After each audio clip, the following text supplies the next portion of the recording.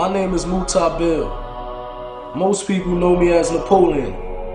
I form a member of the Tupac Outlaws. In my short life, man, I experienced a lot of things out there. Flown on private jets, albums that sold over 40 million copies worldwide, shootouts, street fights, club fights, whatever you name it, been there, done that. Man, I experienced the ups and downs of this fast life.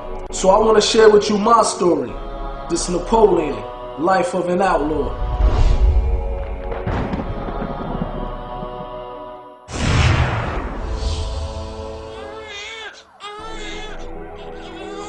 I was 3 years old when my mother and father got murdered. After the murder of my parents, me and my brothers, we was in the house with the dead bodies for 24 hours. And I remember as a kid that I was biting my mother, trying to wake her up.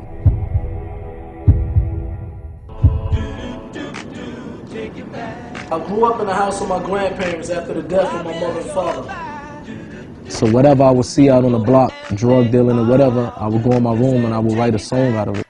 You know, it was a way for me to relieve whatever was inside of me. I was able to put it on paper. All I can remember all his life, he loved rapping. And I remember the first time I met Pop, man, he asked me to rhyme for him. I rhymed for him, we hit it off, and the rest is history. He got close with Pop. He looked at Pop like a big brother or a father figure, you know, someone to look up to. Muta was, him and Pac was bonding real tough. I think Muta had become one of Tupac's extended family members.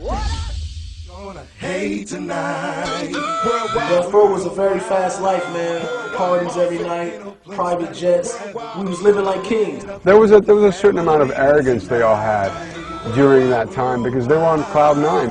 But I never expected to end that type of life. I never expected that life would come to an end so drastically and so soon. There's gonna be some stuff you're gonna see that's gonna make it hard to smile in the future. Yasmin called Gaddafi's mother and said Tupac just got shot. Couldn't believe it, you know what I mean? And you know, but the first thing that I said in my head, well, he got shot 5 times before. He's gonna take this, come out, do records, sell millions of records again. But when I actually saw him in a hospital bed, to me, I knew for right there that it didn't look like he was gonna make it. You know, and Pac loved him, and them two was bonding. So I know it affected him real hard. Once again, Tupac Shakur dead at the age of 25. It was a time when I was in the music industry and I had 3 houses at one time. Money was coming in, but I didn't have no inner happiness, you know what I mean? I didn't have happiness inside of me. So I knew that it had to be something else out there that could bring happiness besides money, jewelry, cars, and fame. Because once you get to a certain level, you start searching. And what I did is I turned to experiment different drugs, and I turned to drinking alcohol real heavy. He was always liquored up. He was always liquored up and smoking weed. I seen him wild out with the girls, wild out drinking alcohol, getting drunk, fighting. And I happened to one day be in a recording studio, and I was very intoxicated. And I got into a fight with my little brother, and it got to the point where I almost probably killed my little brother, hurt him so much that he had to go to the hospital to get staples in his head. And it happened to be a Muslim brother who was in the parking lot, and he broke the fight up. He calmed me down. He came and spoke to me. I said, imagine tomorrow waking up sober and realizing that you killed your brother. How would you feel about that? He was asking me to come to the masjid, and for a while I was ignoring him. And when I first went up there, I remember I went up there deep, about 20 or 30 boys with me. And I went there expecting that it's just going to be like how I roll everywhere else with a posse or crew, and we just going to hang out. But when I went there, that's when I seen something different that basically inclined me to want to know more about what these people was upon. That's what changed my life ever since then.